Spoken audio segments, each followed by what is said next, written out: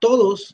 Desde ya, pues, agradecerles que nos encontramos todos nuevamente en esta sala virtual de estudios y consecuentemente a ello, pues, desde ya hacerles ver, pues, este ámbito a través del cual, pues, les he manifestado una y otra vez que me encuentro yo muy, muy agradecido de poder compartir con ustedes, con todos y cada uno de ustedes, nuestro respectivo curso. Y es por ello que para mí, pues evidentemente es un acto de mucha importancia, tomando en consideración que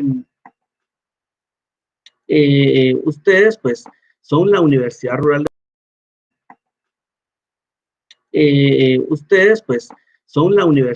de Guatemala y por eso es de que esto deriva a ser eminentemente importante en marco a la celebración y realización de nuestro presente curso.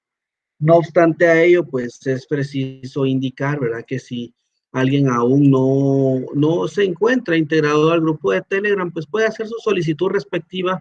Yo con mucho gusto voy a estarle haciendo llegar el enlace correspondiente.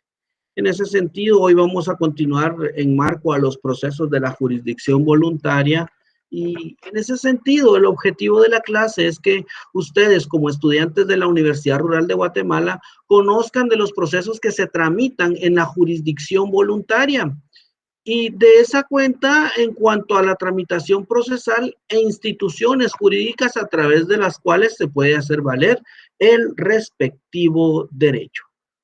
De esa cuenta, entonces, en este curso vamos a analizar las siguientes diligencias.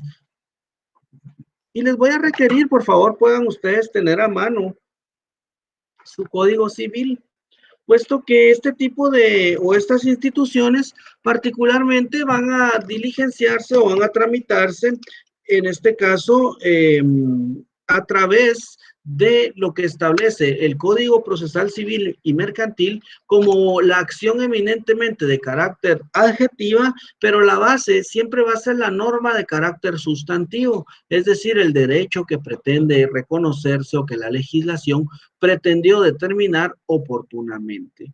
En ese respectivo orden de ideas, entonces vamos a trabajar dentro de las diligencias las siguientes de conformidad con el programa de la universidad. Ausencia y muerte presunta, modo de suplir el consentimiento para contraer matrimonio, reconocimiento de preñez y parto y cambio de nombre.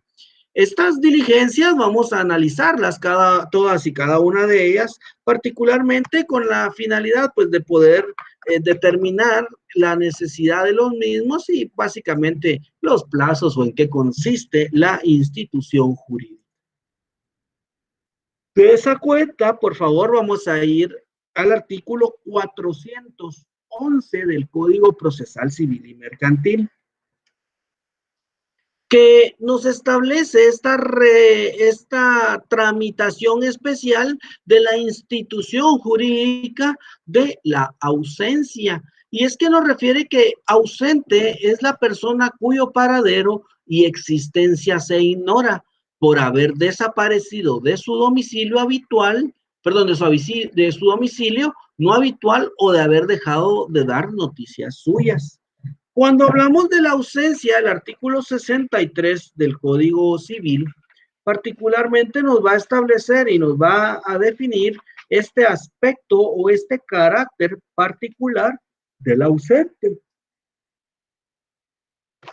Y establece, transcurridos 5 años de que se decretó la administración, ojo, transcurridos 5 años de que se transmitió la administración por los parientes desde que se tuvo la última noticia del ausente, podrá declararse la muerte presunta. Y en tal caso podrán sus herederos testamentarios pedir la posesión de la herencia. Esto es importante y estos son marcos genéricos, ¿verdad? En marco a la ausencia. Sin embargo, la ausencia la vamos a encontrar regulada en el artículo 42 del Código Civil, que nos establece que es ausente la persona que se halle fuera de la República y donde ha tenido o haya tenido su, en este caso, domicilio.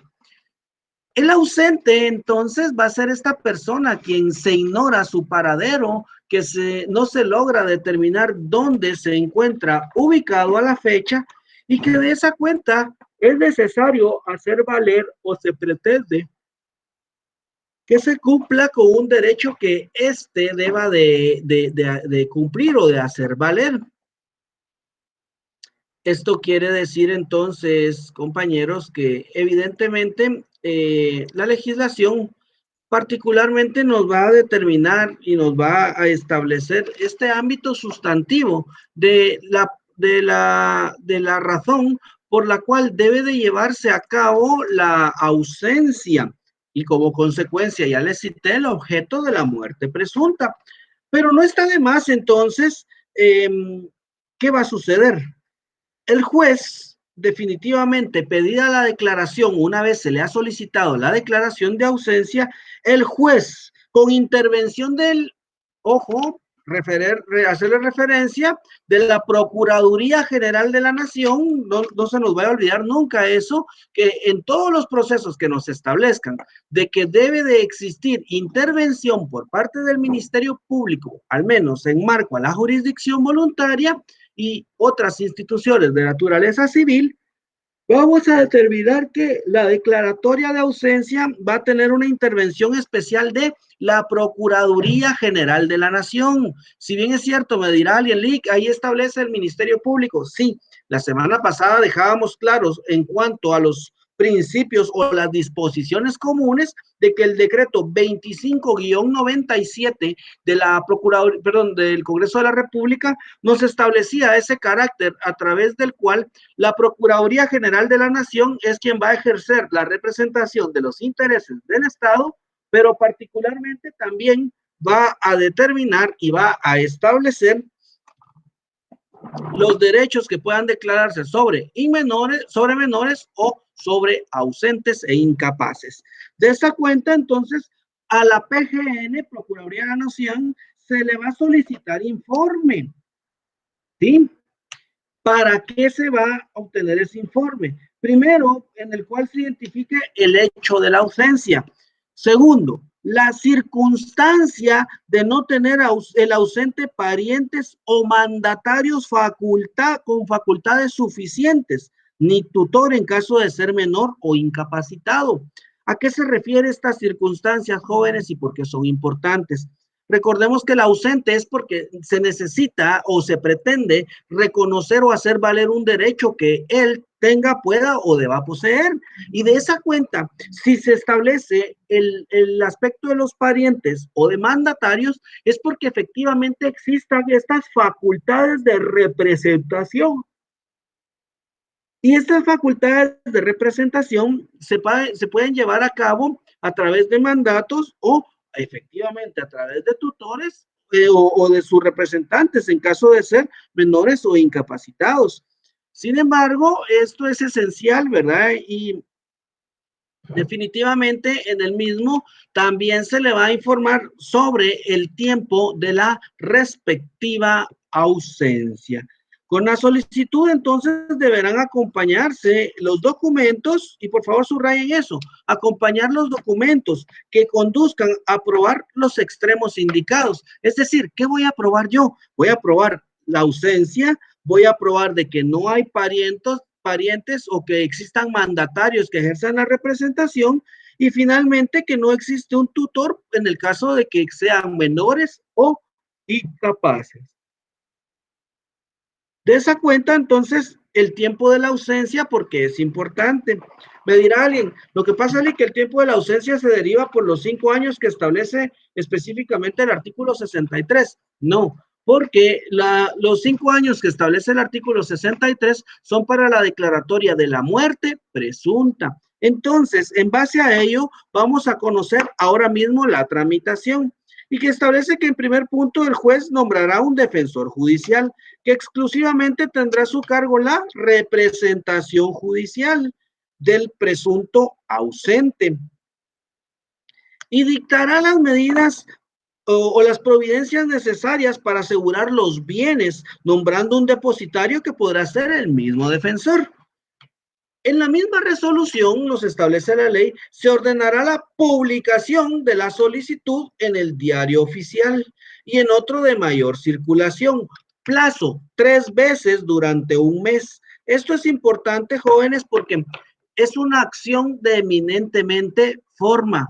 Cuando hablamos de los elementos formales, estamos hablando de estos elementos propios de trámite que deben de concurrir y que no pueden faltar en marco al proceso, toda vez de que si de ellos se logra determinar o se establece de que existe alguna violación al respectivo derecho, inmediatamente vamos a tener limitaciones en cuanto al proceso, específicamente en marco a las sanciones que nos pueden conllevar incluso a la sanciones que nos pueden conllevar incluso a la nulidad del proceso por no cumplirse con estos aspectos que son necesarios, ¿verdad? Entonces, esa petición o esa solicitud, una vez realizada, yo debo de publicar esa intencionalidad, pero me preguntará alguien, pero mire, ¿y por qué o para qué va a publicar? Porque se recuerdan que hablamos del ausente, y el ausente se le quiere declarar porque se le halla afuera, o sea, no se desconoce su paradero, y se hace en un diario genérico, que es el diario de Centroamérica,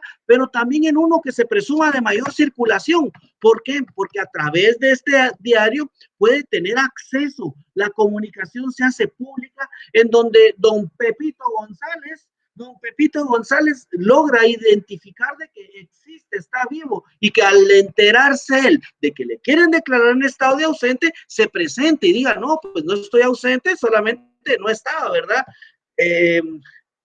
Evidentemente me dirá alguien, bueno, no estaba, andaba de parranda. Dice, no, efectivamente es ese ámbito, ¿verdad? A través del cual don Pepito González, ¿sí? No estaba desaparecido, solamente no estaba en su domicilio. Y es ahí, es la razón y es el objeto particular de la ausencia. Entonces, en este caso, es importante, ¿verdad? Que debe contener el edicto, ojo, la relación del asunto que ha sido por el cual ha sido pedida la declaración de ausencia, la citación del presunto ausente, y ya ven esta característica, la citación, esenciales. Y por favor, si ustedes pueden en su respectivo código, pueden irlo anotando, vayan haciendo su respectivo subrayado, ¿verdad? Obviamente ya subrayamos de que debe de publicarse en el diario oficial y otro de mayor circulación en el plazo de un mes, y qué debe contener el edicto. Y pueden irlo subrayando de distintos colores para que veamos cómo poco a poco nos vamos a ir familiarizando con estas instituciones, particularmente con la tramitación de las mismas. De esa cuenta, entonces, vamos a empezar con las oposiciones. Y si establece, si varias personas se disputaran el derecho de representar al ausente, la cuestión se resolverá en forma de incidente. Es decir, inmediatamente exista una controversia, se va a abrir un incidente. Y al declararse al juez, en este caso, al declararse la ausencia, el juez va a declarar quién va a ser el representante. Esta condicionante, obviamente, en el incidente me preguntará alguien, pero mira, Nicky, ¿el incidente qué significa? Significa que debe de tramitarse en la vía procesal que establece para el efecto el artículo del 135 al 140 de la ley del organismo judicial. Si no hubiera oposición, si hubiera oposición a la declaración de ausencia, el asunto será declarado contencioso y se sustanciará en la vía sumaria. Y subrayen eso. Entonces la oposición de la ausencia va a ser tramitado en la vía sumaria. Pero me dirá alguien, pero mire, que en el juicio sumario no se establece de que deba de tramitarse en esa vía, puesto que el juicio sumario establece qué procesos van a ser tramitados en esa vía. Sin embargo, no obstante a que tienen razón, vamos a establecer que también el juicio sumario, específicamente en el artículo 229, en el numeral 6, nos va a establecer este aspecto de que por disposición de la ley o por las partes. Y pueden entonces ustedes ir ahora mismo a su numeral 6 del artículo 229 del Código Procesal Civil y Mercantil y ponerle un asterisco. Y ese asterisco, por favor, identifiquen y anoten el artículo 413, porque quiere decir que entonces la oposición a la declaración de ausencia va a ser tramitada en la vía, en este caso, sumaria. De esta cuenta, entonces, una vez se ha realizado la declaratoria de ausencia, y lo refiere el artículo 414, recibida la información y pasado el término de las publicaciones, el juez con intervención de la Procuraduría General de la Nación y Defensor Judicial declarará la ausencia, si procediere, y nombrará un guardador, quien asumirá la representación judicial del ausente y será también el depositario de los bienes. Las facultades entonces van a ser evidentemente las del guardador, ya saben ustedes, el cuidado específico, ¿verdad? Y de esa cuenta, entonces, queda, en este caso, evidentemente, vinculada, ¿verdad?, a este aspecto propio. Y es importante, entonces, leer el artículo 415 cuando nos establece: por ministerio de la ley, el guardador queda investido de todas las facultades generales y especiales que se requieran para la defensa en juicio, pero para transigir, someter asuntos al proceso arbitral y repudiar herencias o donaciones y legados, necesita autorización judicial. Estas mismas facultades tendrá el defensor judicial, nombrado para representar al presunto ausente. Durante las diligencias a que se refiere la sección, el juez discernirá el cargo, y esto es importante, es el juez, ojo, el juez es el que va a discernir el cargo de guardador y extenderá credencial que acredite la representación. Es decir, la declaratoria de ausencia va a ser exclusivamente a través de un juez, y previo inventario y avalúo de bienes al otorgamiento de la garantía de los mismos, se hará entrega de los bienes. Discernido el cargo o formalizada la entrega de bienes, si los hubiere, el guardador asumirá la representación. Ahora, la administración de bienes. Artículo 416. Pueden obtener la administración de los bienes del ausente los que se crean con derecho a ellos. La solicitud también debe de publicarse en el diario oficial y en otro de mayor circulación. En caso de presentarse oposición, se tramitará en la vía sumaria. Me preguntará alguien, pero mire, en la administración de bienes, ¿cuántas publicaciones deben de hacerse? Como la ley solo dice, se publicará o deberá publicarse en el diario oficial y en otro de mayor circulación. No establece cuántas, entonces establezco, considero yo que puede ser una publicación. Y lo digo porque es lo que la ley no le establece y no le determina, porque dice deberá publicarse en el diario oficial y en el diario de mayor circulación. No dice que sean 2 o más veces, y lo hace en forma singular. Por lo tanto, esta acción evidentemente viene a ser de carácter, en este caso, viene a ser de carácter eminentemente voluntario, y ese carácter de voluntariedad, en caso de existir una oposición en la administración de bienes, el mismo deberá tramitarse en la vía sumaria. Bueno, de esta cuenta, entonces, vamos a identificar que la disposición y administración de bienes va a corresponder efectiva y eficazmente, en este caso, al ausente, y de esta cuenta, pues definitivamente, de conformidad con el artículo 420, y acá vamos a identificar de que la enajenación de bienes incapaces, menores o ausentes definitivamente puede realizarse. Sin embargo, se debe declarar la utilidad y necesidad.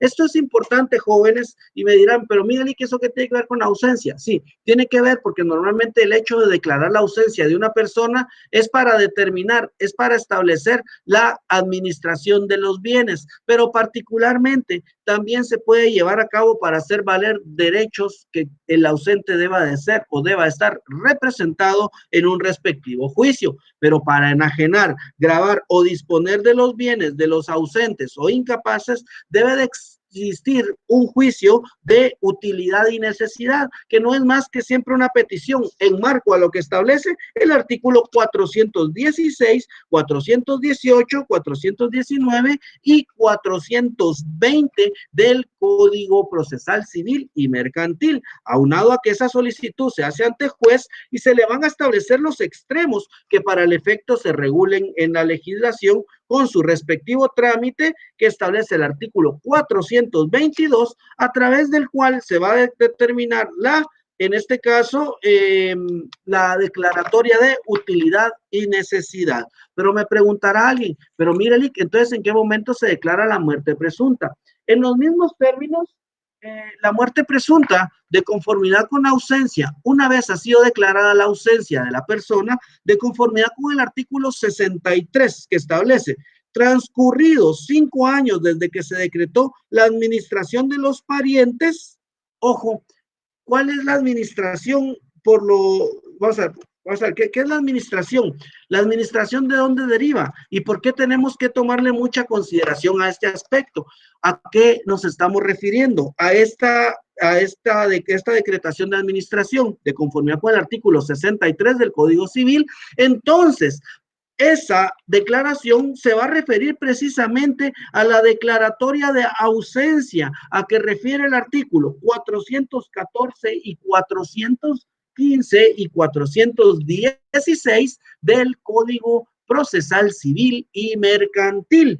Y una vez se ha declarado esa ausencia y consecuentemente a ello la administración de bienes, ¿qué procede? Procede entonces a hacer la petición de declaratoria de muerte presunta. ¿En qué plazo? 5 años después de haberse declarado la administración o de haberse declarado la respectiva ausencia. Estas características son importantes, puesto que no puede existir una muerte presunta si no se ha declarado con anterioridad la respectiva ausencia. Con esto, distinguidos compañeros, pues les voy a dar exactamente, tengo las 12:39, les voy a dar a las 12:41, es decir, 3 minutos para que ustedes puedan realizar sus consultas relacionadas a la ausencia y muerte presunta. Y en breves minutos me conecto nuevamente con ustedes.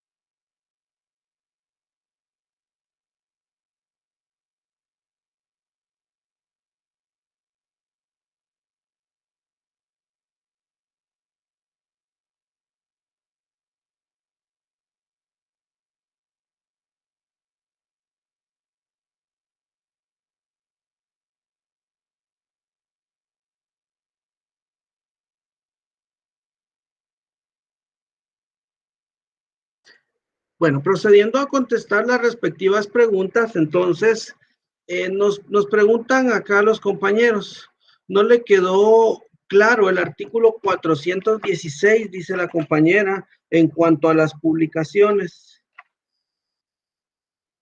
Bueno, en el artículo 416 eh, establece que se debe de publicar, ojo, esta solo es para la administración de bienes.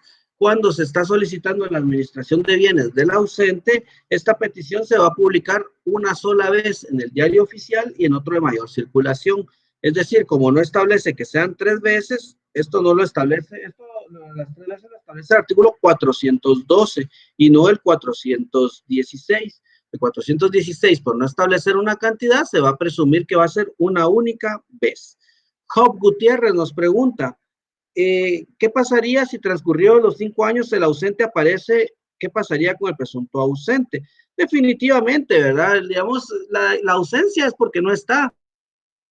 Y la muerte presunta es porque tampoco se vio. ¿Y qué sucede si aparece? Pues debe de tramitarse las diligencias o deben de revocarse las declaratorias, tomando en consideración de que no va a estar ausente la persona, pues si ya apareció, ¿verdad? Porque el objeto principal de la declaratoria de ausencia es que la persona esté y que haga valer su derecho. Y consecuentemente, el hecho de que no se encuentre es la razón a través de la cual se nombra un administrador o es que se hace la declaratoria de ausencia. Sí, y solo si esta condicionante se lleva a cabo. Nos preguntan, ¿esa muerte presunta solo afectaría a la cuestión para la cual se tramitó o le afectaría en otra cosa? Bueno, la muerte presunta es genérica, ¿verdad, compañero? Digamos, evidentemente, la muerte presunta, ¿para qué la quiero declarar? Primero, porque es una acción extintiva de derechos y de obligaciones, como por ejemplo el matrimonio, ¿verdad? A quien se le declara la muerte presunta se determina y se establece particularmente la extinción del matrimonio. Es un hecho extintivo, pero también genera hechos adquisitivos. La muerte presunta entonces les va a dar derecho de poder adquirir derechos en sucesión. No obstante a ello, si la persona aparece o si el presunto ausente nuevamente aparece o se obtiene, en este caso, la, la o el derecho específico de la persona, pues obviamente debe restituírsele porque son derechos que se llevan a cabo sí y solo si la muerte efectivamente se haya causado en su totalidad. En caso contrario, no, y por eso se denomina muerte presunta. Se presume murió, pero si efectivamente no está muerto, pues se pueden de revalidar o reivindicar sus respectivos derechos. ¿A quién se puede nombrar como guardador? Nos establecen. Pues definitivamente el artículo 61 nos establece el guardador o administrador que adquiera para el ausente de bienes o derecho de sucesión otro título gratuito debe denunciarlo ante el juez dentro de los 15 días. No. ¿Quién puede ser el guardador? Realmente el guardador puede ser un familiar o puede ser, en este caso, cualquier persona que tenga interés, obviamente, en los bienes. Y ahí, vemos ahí cómo puede existir entonces este ámbito de que haya discrepancia en quién va a ser el guardador o administrador de los bienes, que nos establece particularmente el artículo 413, específicamente por los derechos. Y ese derecho puede ser guardar o, en este caso, administrar. Esto contestándole a María Isabel Navarro. Nos pregunta Mauri, vamos a ver. Nos pregunta, sí, efectivamente, ¿verdad? Si puede recuperar sus bienes, que era lo que les decía, que efectivamente, y Marauri Ramos le contesta que es de conformidad con el artículo 75, efectivamente, ¿verdad? Que era lo que les establecía, de que el ausente aparece, pues definitivamente se le debe dar de posesión de sus bienes, ¿verdad? Toda vez de que todo era un acto eminentemente a presunción, ¿verdad? Continuando entonces, el que se fue al extranjero, por ejemplo, a los Estados Unidos, indocumentado, se le puede declarar ausente, aunque sepamos dónde vive. Se puede iniciar trámite para representarlo. Bueno, recordemos de que la característica es precisamente la característica es la existencia, ¿verdad? Para representarlo, si usted sabe dónde vive y quién es, yo le recomiendo que mejor le otorgue un mandato proveniente del extranjero, que es muchísimo más rápido y no le va a llevar a mentir, pues porque al final de cuentas, si usted sabe dónde es o dónde vive la persona, pues es innecesaria declarar la ausencia. Yo, en este caso, le identificaría que mejor haga un mandato o envíe un mandato para su representación legal. En este caso, ¿verdad? Sería la salida alternativa legal pertinente, ¿verdad? Porque o sea, la ausencia es porque evidentemente no se sepa de él, ¿verdad? Aunque usted sepa de que se fue a Estados Unidos y no sabe de él, entonces ese es el marco de la ausencia. Esto contestándole a Carlos Piril. Elsa Villatoro dice, ¿cuánto tiempo debe transcurrir para tramitar la ausencia? Desde que se desconozca el paradero de la persona, Elsa.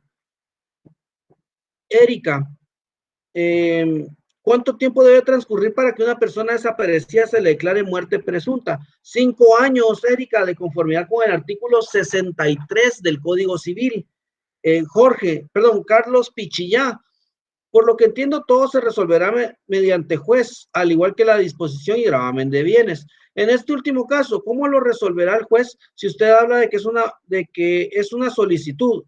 Él firmará mediante un documento autorizado denegando el mismo. Miren, lo que pasa es de que la solicitud, estamos hablando de que evidentemente es una solicitud y por eso les decía la semana anterior, pongámosle mucha atención a las disposiciones comunes. La solicitud es obviamente un requerimiento judicial que se hace fundamentando en el artículo 61 y 106 del Código Procesal Civil y Mercantil. Es decir, no es una simple solicitud, no, se entabla un requerimiento judicial, se entabla una acción procesal, una pretensión procesal de conformidad con el artículo 51 del Código Procesal Civil y Mercantil y no es una simple solicitud. Evidentemente va a ser en este caso una pretensión, una dispensa específica a la ausencia. Es decir, se le va a requerir o se van a promover las diligencias ante el juez y que el juez resuelva es porque obviamente existe una base legal. Sí, no es solo un acta o que el juez dice, sí, no, es un proceso y por eso es de que nos establecen los presupuestos procesales. Si bien es cierto, me dirá, pero mire, Lick, yo quiero un esquema. No, el esquema usted mismo lo va a evaluar de su propio código porque es ahí en donde hemos dado lectura a los artículos correspondientes y partiendo qué diligencias van a realizarse, porque el juez debe de estar con la legítima certeza de que lo que se le está pidiendo es verídico y usted lo que debe de probar es la efectiva ausencia. Por eso les decía el aspecto, por eso le dábamos íntegra lectura al aspecto propio de la normativa sustantiva, porque el juez no me va a resolver si yo no le pido bien, pues yo debo de saber pedir, debo de tener claro qué pretendo para hacerlo valer el juicio. Eso es esencial, compañero. De esta cuenta, entonces, nos establece cuál es el plazo para, bueno, este ya lo contesté. Si hay desacuerdo entre los que se crean con derecho a la administración, ¿qué procede? Lo habíamos identificado con conformidad con el artículo 413. Este ámbito, pues, puede llevarse a través de una vía incidental a efecto que, perdón, en la vía sumaria, pero básicamente es por el hecho a través del cual se pretenda o se requiera específicamente la declaración o en este caso a la persona a quien le corresponderá la administración, quien demuestre mejor derecho, quien demuestre un mejor interés, pero particularmente quien demuestre un mejor cuidado de los bienes y posesión de los mismos. Si la persona declarada ausente se entera de su localización, pero está en otro país, puede interceder por medio de un mandato. Por supuesto, efectivamente. Así es, Brandon. Esa es la característica. Si a mí me quieren declarar ausente, pues yo efectivamente al enterarme puedo presentar. Y es que esto lo establece el artículo 75, que nos establece que si aparece o se aprueba su existencia o se prueba su existencia, ¿qué es probar la existencia? A través de un respectivo mandato, Brandon. Mayra nos establece, ¿hay algún procedimiento para auditar el administrador de los bienes? Por supuesto, el audit puede hacerlo a través de un juicio oral que se denomina juicio oral de rendición de cuentas. Y es aquí donde ustedes van a hacer valer la rendición de cuentas. Pero ojo, esto es posterior a la declaración tanto de la ausencia como de la administración de bienes. Nos pregunta Jonathan, ¿no le queda claro lo del incidente y la vía sumaria? ¿Son dos escenarios distintos o el mismo? Pues evidentemente son dos escenarios de carácter distinto. ¿Por qué? Digamos, en el caso de los derechos de representar, la vía sumaria es un proceso incidental, perdón, la identificación de quién va a administrar es un proceso incidental corto. La oposición es largo a través de un juicio sumario. ¿Por qué? Porque en el juicio sumario, ¿por qué me opongo? porque ya hay un administrador, porque no es necesario. Pueden existir distintas características de oposición. La verdad es que no le puedo establecer una, o sea, particular, porque la oposición puede radicar de cualquiera que tenga derecho, que no tenga interés que se declare, la ausencia. Y esto es esencial, pues, o sea, definitivamente, por ejemplo, si usted tiene un familiar y a su familiar lo quieren declarar ausente porque le quieren demandar el cobro de una deuda y él tiene un bien inmueble en su favor o en su nombre. ¿Usted por qué se va a oponer? Porque efectivamente no quiere que en su ausencia le ejecuten el bien y a lo mejor él trabajando anda para pagar o a lo mejor está pagando parcialmente o pueden suceder distintos escenarios y por eso se tramita en la vía sumaria para que sea el juez en la vía sumaria el que establezca, el que determine que particularmente es necesario o no declarar la ausencia. En cambio, con los bienes, con quien administra, es la vía incidental, puesto que en la vía incidental es corto y únicamente va a ser para determinar quién tiene mejor derecho, que era lo que le contestaba anteriormente al compañero. Si la persona se declare ausente, tiene derecho a cobrar seguros, depende de las pólizas. La ausencia no, pero la muerte presunta posiblemente sí, pero sí depende de las pólizas de seguro, del acuerdo de seguro al que se haya llegado para la declaración del mismo. Sin embargo, recuerde que si aparece de conformidad con el artículo 75, así como se le puede dar posesión inmediatamente de sus derechos, en este caso el cobro del seguro de forma, en este caso ilícita, puede conllevar a consecuencias. Eh,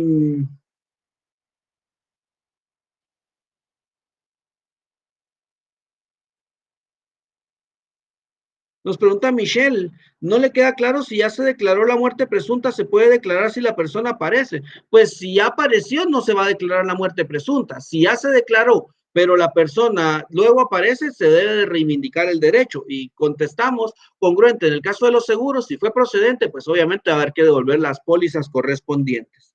En el caso de la persona desaparecida, nos pregunta Forlán Larios, en el caso de las personas desaparecidas, por posible caso de violencia, también se puede declarar la ausencia. Bueno, habría que ver, ¿verdad? Porque cuando hablamos ya de desapariciones, hablamos de delitos, ¿verdad? Ya habría que definitivamente caracterizar otros elementos, particularmente la forma de la desaparición de la persona y efectivamente si hubo violencia, la investigación del mismo. Puede, pero no es esa la característica. O sea, no se puede subsumir una característica de otra. 225 cuesta el mandato en Estados Unidos, dice el amigo. Bueno, en algunos casos, hay otros casos que son un poquito más caros, de $225. Si un hombre se quiere divorciar y la esposa se encuentra en otro país, ¿puede divorciarse declarando la ausencia? Sí, Silvia.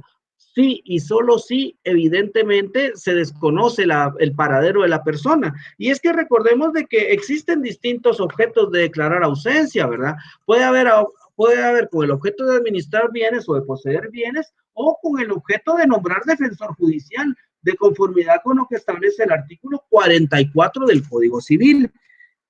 Y finalmente nos pregunta Estuardo de que si la declaratoria de ausencia tiene plazo para declararla o solo la muerte presunta y cuáles son los plazos. La declaratoria de ausencia no tiene un plazo y porque es a partir de que la persona se le ignore su paradero. Ahora bien, la muerte presunta sí se va a llevar a cabo ¿en qué momento? En el momento en el cual han transcurrido 5 años de la respectiva declaratoria de ausencia. Con esto, entonces, distinguidos compañeros, pues yo creo que estamos contestando, ¿verdad? Job, pues ya había contestado, ¿verdad? ¿Quiénes pueden obtener la administración de bienes? Ya contesté esa pregunta, compañero. Entonces vamos a proceder con la siguiente diapositiva y aquí vamos a hablar de los modos de suplir el consentimiento para contraer matrimonio. Y es que el artículo 425 del Código Civil nos establece estas disposiciones y el modo de suplir. En este caso, definitivamente, este modo de suplir era una condicionante que se regulaba a partir de que en el Código Civil se determinaba o existía una permisibilidad en cuanto al artículo 82, 83, 84, 82, 83 y 84 del Código Civil que establecían esa permisibilidad. Sin embargo, de conformidad con el decreto 13-2017, se deroga esta forma de suplir el consentimiento y por lo tanto, esta diligencia debiera ser eminentemente imposible de su respectivo cumplimiento. Por lo tanto, no procede esta diligencia, puesto que no pueden contraer matrimonio los menores de edad. Bueno, divorcio y separación. En este caso, el divorcio y separación se va a tramitar siempre por el respectivo mutuo consentimiento y establezcamos los dos parámetros. Primero, vamos a identificar que el divorcio y la separación son dos características que nos conllevan a actos eminentemente parecidos, pero en su fondo totalmente distintos. ¿Cómo así? ¿La separación qué es? La separación es la modificación al matrimonio. ¿Por qué? Porque se rompe o se limita ese ánimo de permanencia. Pero entonces, ¿el divorcio en qué va a consistir? El divorcio entonces va a consistir en la conclusión o terminación de la relación. Consecuentemente a ello, entonces nos vamos a encontrar en el momento o en el aspecto a través del cual son dos características distintas. Separación entonces es una forma de... Separación es una forma entonces de modificar el matrimonio. Ahora, el divorcio sí es la extinción. En este caso, de conformidad con el artículo 426, en este caso puede solicitarse el divorcio por mutuo consentimiento y puede pedirse ante el juez del domicilio conyugal. Bueno, debemos de entender que el trámite del divorcio es una petición que definitivamente se va a fundamentar en el artículo 51, 61, 106 y 107 del Código Procesal Civil y Mercantil, pero característicamente debemos de identificar de que se debe de solicitar ese acuerdo y debe de existir un proyecto de convenio de bases de divorcio. Ojo, digamos, acá, y esto es importante y pongámosle muchísima atención. Si bien es cierto, el artículo 429 nos va a regular este convenio, el artículo 429 del Código Procesal Civil y Mercantil, pero también el mismo se encuentra regulado en el artículo 163. Y de esta cuenta, entonces, el divorcio va a ser requerido en una petición a través de la cual se instan y se promueven las diligencias voluntarias en las cuales ambos cónyuges van a comparecer en el mismo memorial y en el mismo memorial van a exponer y acreditar lo siguiente. Primero, la certificación de la partida del matrimonio, fundamentada en el artículo 426. ¿Esto por qué es importante? Porque aquí acreditamos el vínculo. De la misma manera, los certificados de nacimiento de los hijos y partidas de defunción de los hijos, si los hubiera. Y si son mayores de edad, también se presentan, porque a través de esto yo voy a acreditarle al juez el hecho a través del cual existe este ámbito propio de limitación o de no exigibilidad de pensión alimenticia a favor del hijo. De esta cuenta se requiere y se debe de elaborar este proyecto de bases de divorcio. Y este proyecto de bases de divorcio va a establecer a quién va a quedar confiados los hijos menores o incapacitados. Segundo, por cuenta de quién de los cónyuges deberán ser alimentados y educados los hijos. Tercero, ¿qué pensión alimenticia deberá pagar el marido a la mujer? Ojo, esta pensión alimenticia, la mujer, ojo, puede renunciar solo en nombre de ella, no así de los menores, de los hijos menores de edad, no se puede renunciar en este caso a la pensión alimenticia, particularmente en favor de los menores.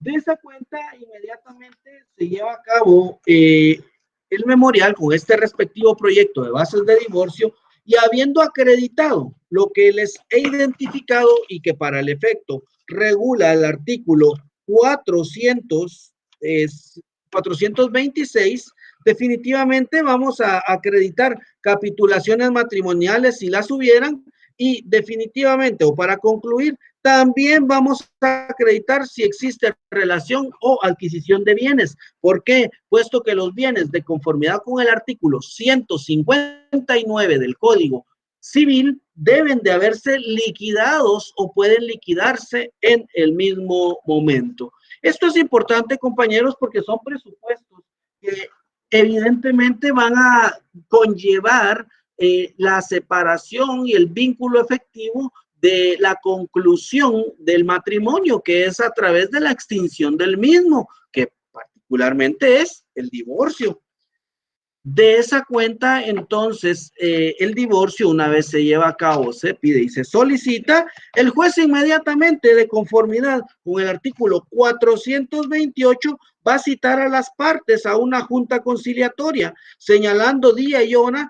¿Para qué? Para que en esta junta las partes deban comparecer con su respectivo abogado auxiliante, y previa ratificación de la solicitud, es decir, que el juez les va a decir que si ratifican ratifican divorciarse, les hará las reflexiones convenientes también el juez, es decir, va a buscar un ámbito conciliatorio, de decirles, miren, pueden renovar sus votos, hay una forma de que no se extinga el divorcio, y es ahí entonces en donde existe esta denominada junta conciliatoria o la audiencia que le denominan algunos de divorcio, que no es más que una junta conciliatoria en la que el juez va a pretender que ratifiquen o que lleguen a un acuerdo para volver a, en este caso, a unir el ámbito familiar, y de no llevarse a cabo, entonces el juez va a proceder inmediatamente. Va a proceder inmediatamente a aprobar ese convenio o esas bases de conformidad con el artículo 430 del Código Procesal Civil y Mercantil, que establece que el juez aprobará el convenio. Y es que si existe ese convenio, inmediatamente, de conformidad con el artículo 431, el juez va a dictar la sentencia en el plazo de 8 días, y en este caso llevándose a cabo las respectivas inscripciones. Me preguntará alguien, mire, Lick, ¿y en qué juzgado se tramitan? Pues estas diligencias se tramitan ahora bueno, depende. Guatemala, o en el departamento de Guatemala, vamos a encontrar de que existe una judicatura especial, y son los juzgados pluripersonales. En este caso se denomina y se encuentran regulados particularmente en el acuerdo 54-2018. Sí, 54-2018 se establece la competencia y en este caso se reestructura las judicaturas, y ahora los divorcios ya no se van a tramitar en los procesos, en Guatemala particularmente, ya no se van a tramitar en el proceso, o no se van a tramitar ante los jueces de familia ordinarios, sino que se tramitan ante el juzgado pluripersonal de primera instancia de familia, con competencia específica para procesos de divorcio por mutuo consentimiento, fundamentado en el acuerdo gubernativo número 54-2018, que establece esta creación especial de juzgados. Si no estoy mal, en ese mismo se crea la competencia para los juzgados que tienen competencia específica para conocer procesos de pensión alimenticia.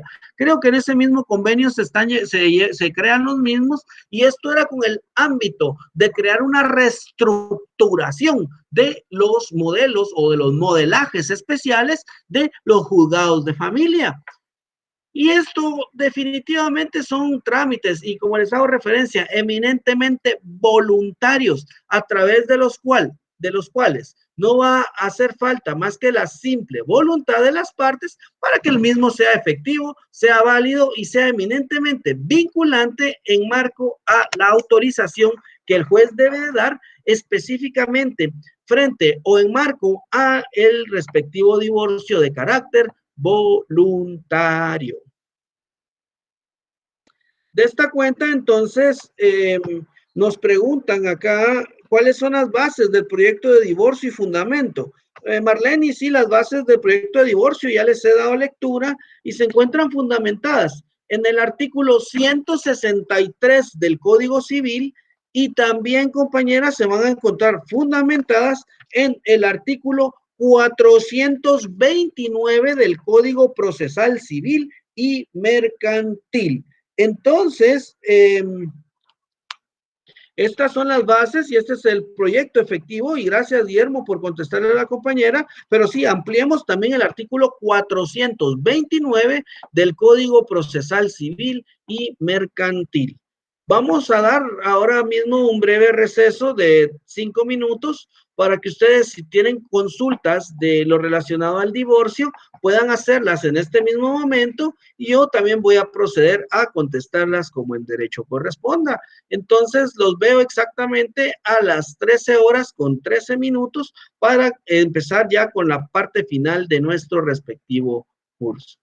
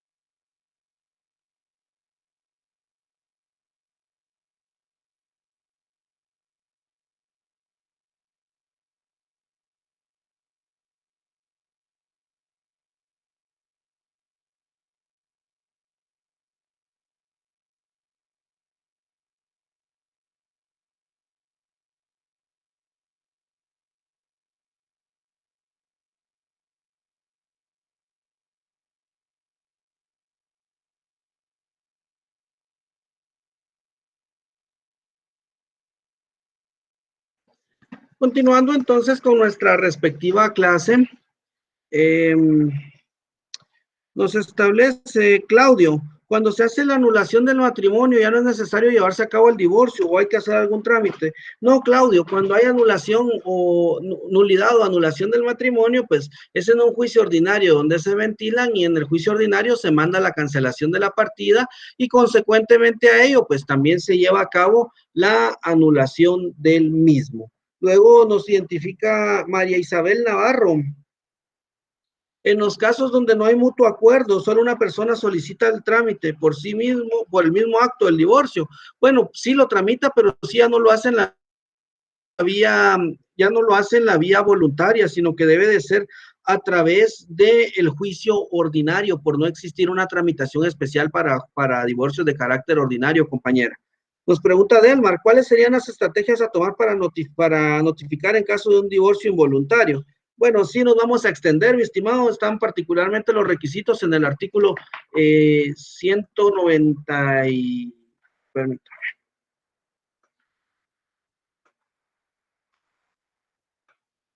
Vamos a ver, causales,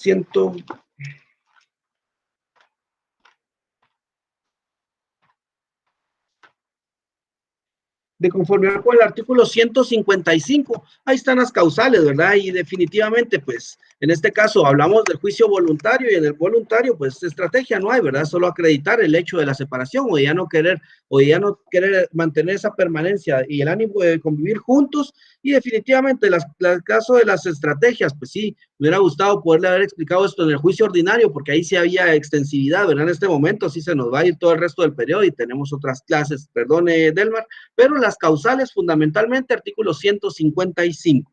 ¿Cuánto tiempo llevaría el proceso de divorcio? Si es a través de la nueva modalidad, más o menos están resolviéndose entre un mes y mes y medio. Si son en las anteriores modalidades, más o menos 2 meses o 3 meses, ¿verdad? Tiempo más o menos rápido. Ojo, 3 meses a partir de que le dan la audiencia, ¿verdad? Porque habían casos y por eso fue que se recentralizaron los nuevos juzgados, porque habían casos en los que usted presentaba su demanda y a los 8 meses le notificaban su audiencia y que eran 2 meses después. Había variación de plazos, ¿verdad? Pero realmente el trámite en sí no va a durar más de 15, de 20 días, ¿verdad? Pero realmente es muy sencillo, pero sí le puedo decir de que todo parte del momento de la celebración de la audiencia. Flor nos dice, vamos a ver. Elsa, en el artículo 427 estima que los niños menores de 10 años y las hijas de cualquier edad están al cuidado de la madre y los niños varones de 10 años al cuidado del padre. ¿Podría indicarme por qué motivo se clasifican así? 427. Bueno, al darse curso a la solicitud establece, el juez podrá decretar la suspensión de la vida común y determinar provisionalmente quién de ellos se hará cargo de los hijos o cuál será la pensión alimenticia que a esto les corresponda, así como deba de prestar al marido si fuera el caso. También podrá dictar las medidas en que estime convenientes para la adecuada protección de los hijos. Ojo, la adecuada, ahí surge la adecuada protección. Los hijos menores de 10 años sin distinción de sexo y las hijas de toda edad quedarán durante la tramitación del divorcio, de la separación, al cuidado de la madre, y los hijos mayores de 10 años al cuidado del padre. Bueno, esta disposición básicamente es en este caso, por el cuidado especial que puede tener tanto el niño como la niña. Sin embargo, estas son disposiciones que le puedo decir que nunca varían, siempre quedan en favor de la madre, no obstante que se demuestre que la madre no tenga capacidad para el cuidado de los menores. Ahí sí varían esas condiciones, compañera. El parámetro realmente es un ámbito de derecho poco aplicable, o le podría decir, yo en ningún juicio lo he visto, ¿verdad? Siempre quedan en guarda y custodia provisional de la madre mientras duran, y es que esto básicamente, o se patentiza básicamente en el derecho de igualdad de los hijos, ¿verdad? Y es que realmente también es pertinente establecer de que no hay mejor cuidado que la madre, pues a favor de los niños. De hecho,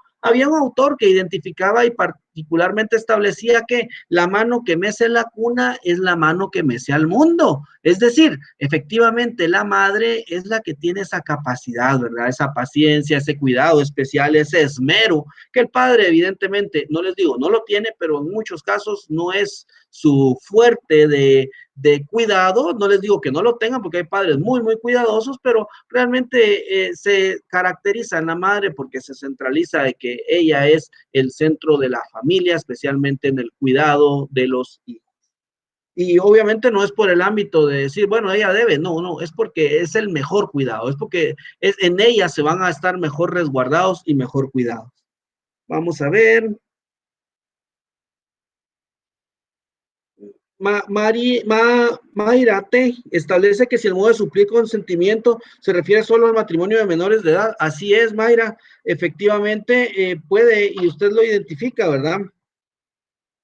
El consentimiento puede quedar o se debe llevar a cabo siempre y cuando, ¿verdad? Sea en este caso en favor de menores, ¿verdad? Así de hecho, así la denominación, ¿verdad? Modo de suplir el consentimiento, pero ya no hay consentimiento de menores, mi estimada compañera, porque el matrimonio de menores ya no se puede. Bueno, de ahí identificamos que vamos a ver, Víctor dice, en el momento se acuerda los días en que la otra parte puede estar con los hijos, si no se quedaron confiados a esta parte. Bueno, no se establecen, esto se refiere a las relaciones familiares. Los menores, en este caso, Víctor, deben o gozan del derecho de poderse relacionar con sus padres, fundamentando esa condición en el artículo 8 de la Convención Internacional de los Derechos del Niño y de la Niña. Y de esta cuenta, pues definitivamente, si quedan confiados en una persona, en la misma pueden establecerse las relaciones familiares. Es decir, lo que establece para el efecto el artículo 429 del Código Procesal Civil y Mercantil y el 163 del Código Civil son los requisitos mínimos del convenio. No excluye de que no puedan adherirse, en este caso, las peticiones a que nos hace referencia la compañera. Perdón, el compañero.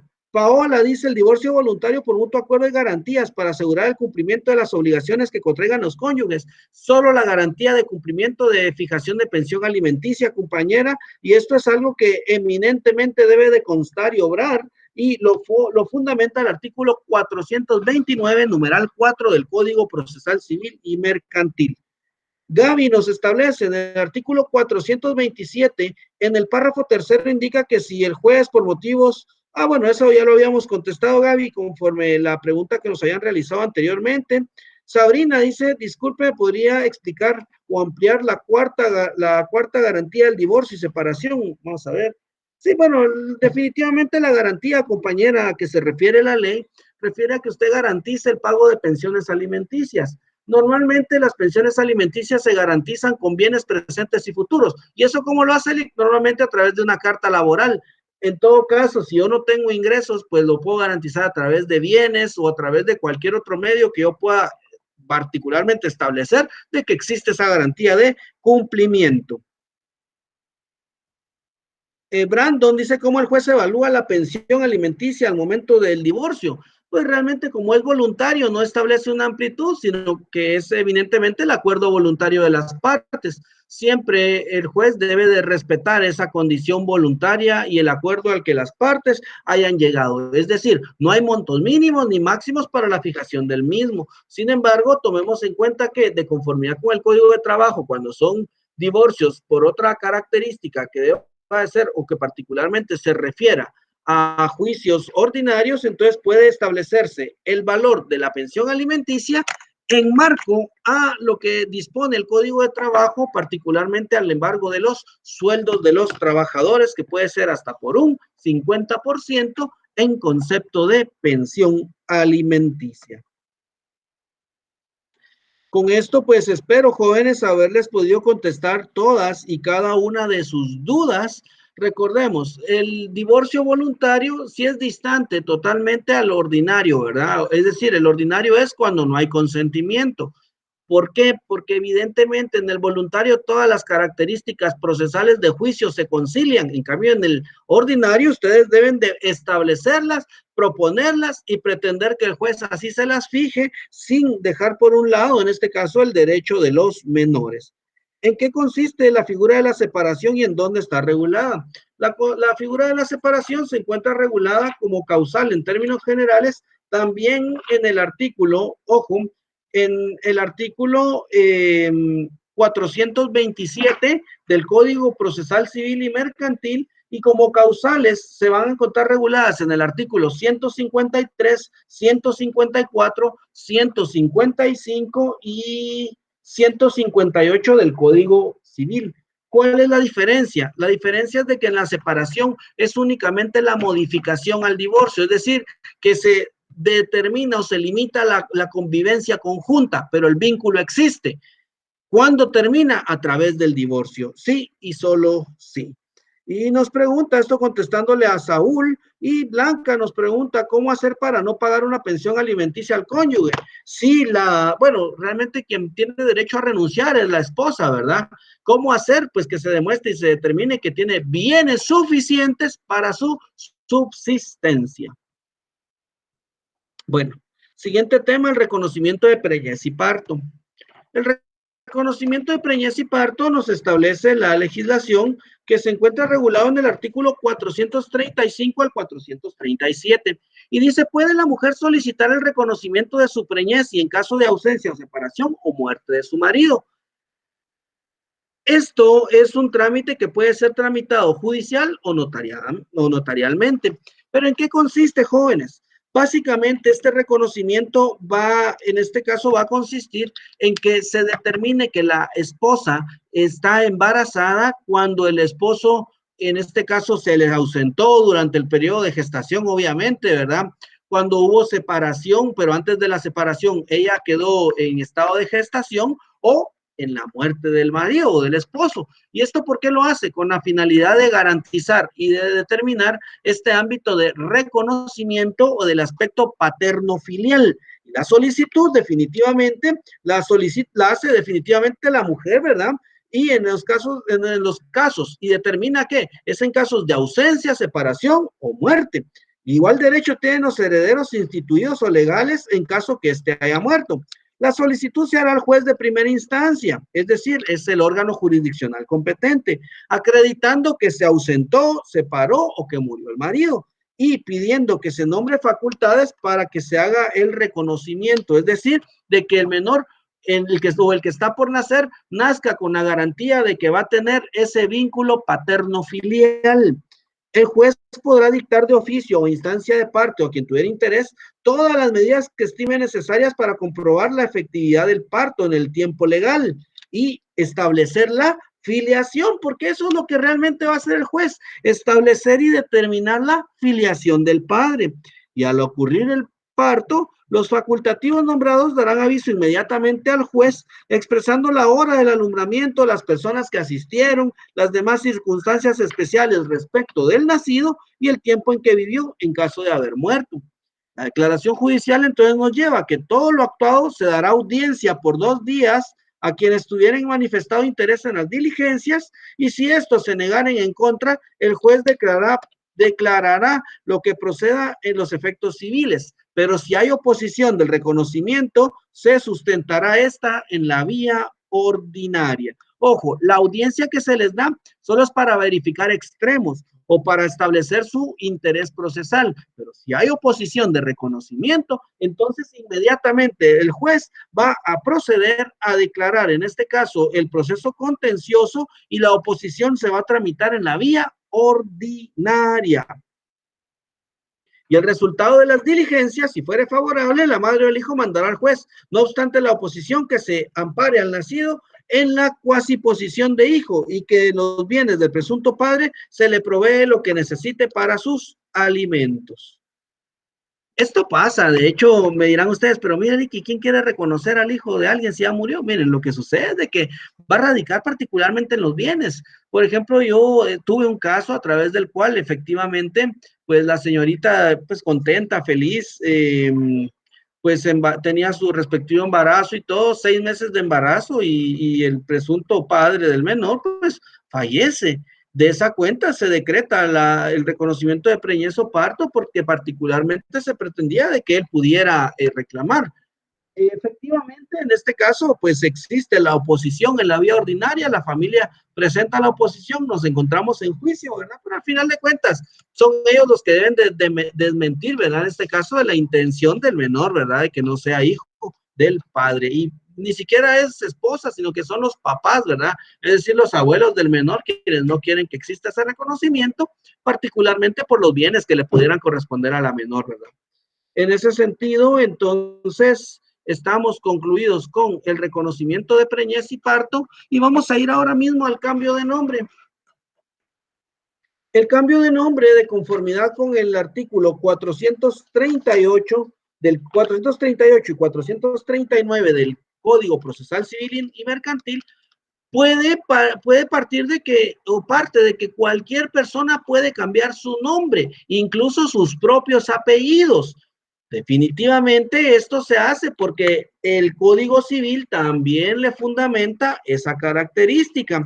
Y en cuanto al nombre, vamos a identificar el artículo 4, el artículo 4 del Código Civil y el artículo 6. Y nos identifica que la persona se identifica con el nombre con el que ha sido inscrito en su nacimiento en el registro civil, el que se compone de su nombre propio y del apellido del padre o de sus padres, casados o no.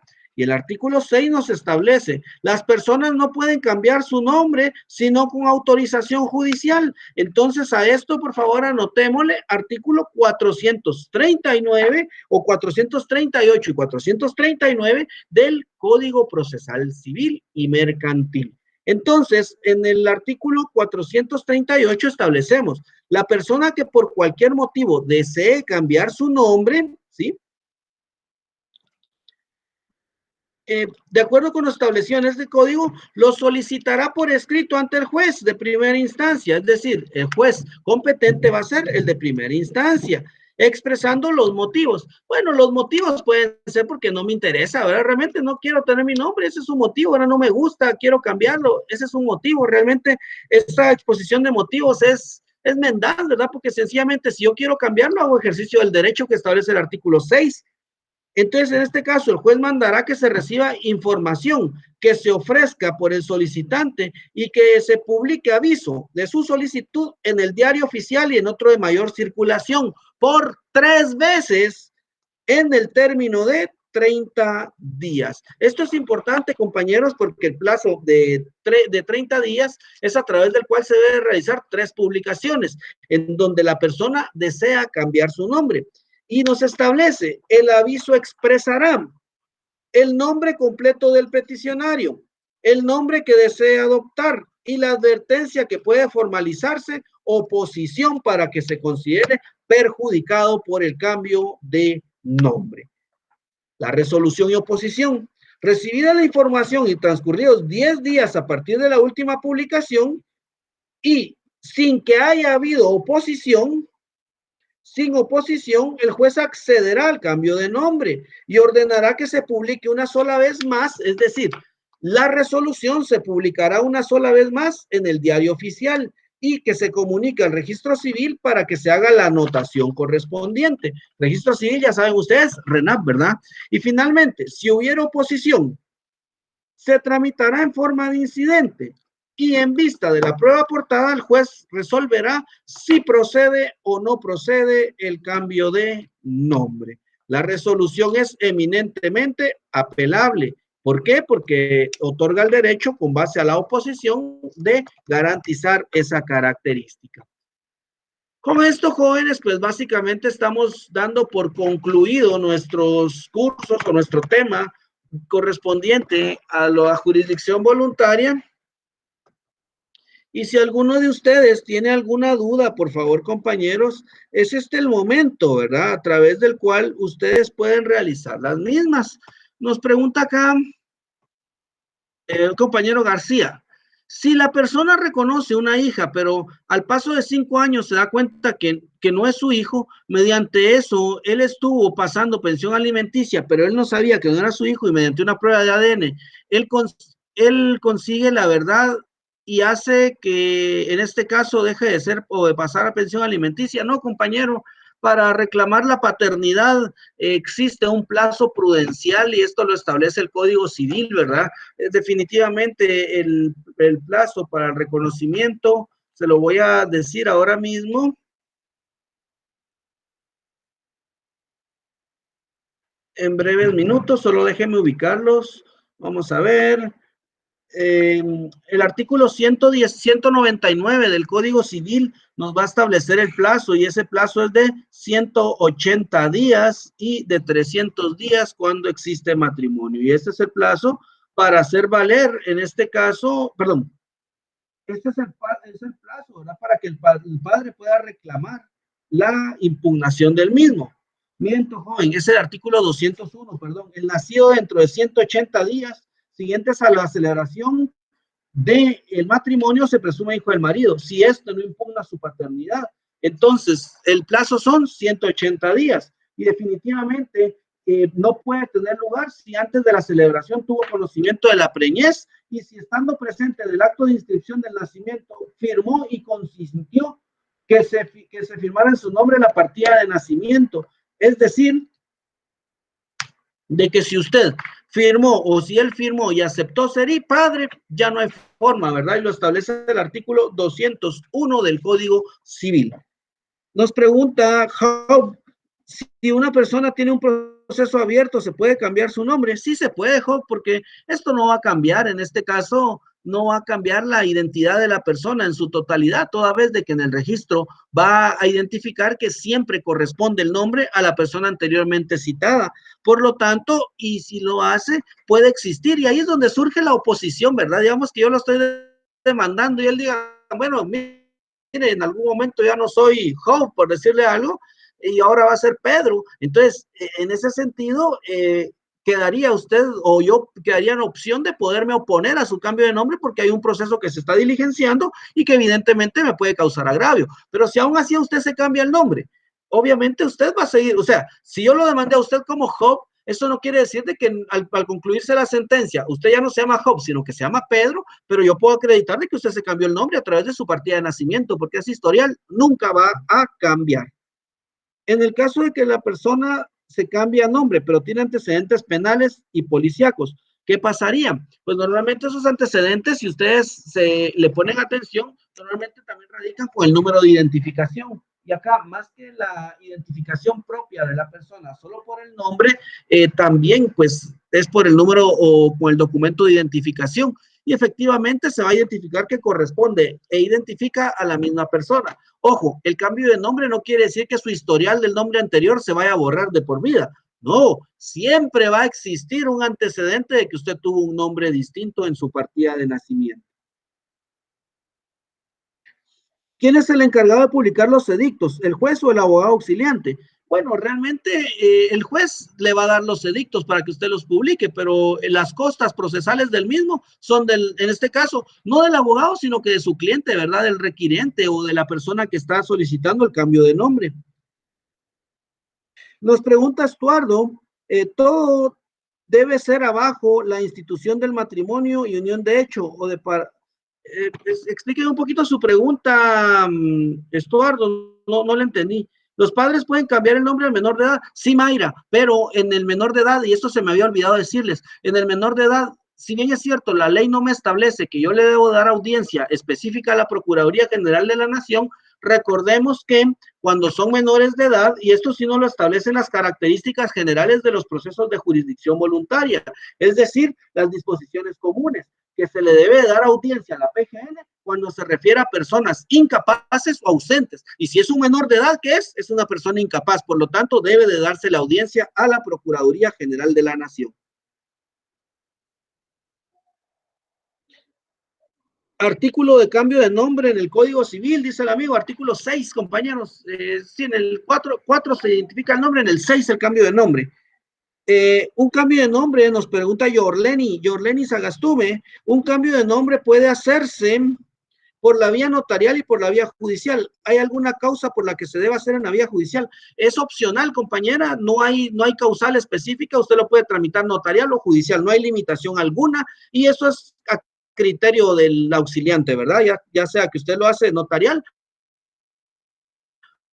y como usted lo identifica, la mayoría lo hace notarial porque es más rápido, ¿verdad? Judicial tiene demasiada mora el proceso. Lee, como abogada en la vía judicial, dice Jessica, ¿puedo tramitar el cambio de nombre de un familiar? Pues sí, la verdad, lo que usted lo puede hacer en la vía judicial. Judicial sí, notarial no, porque existe prohibición.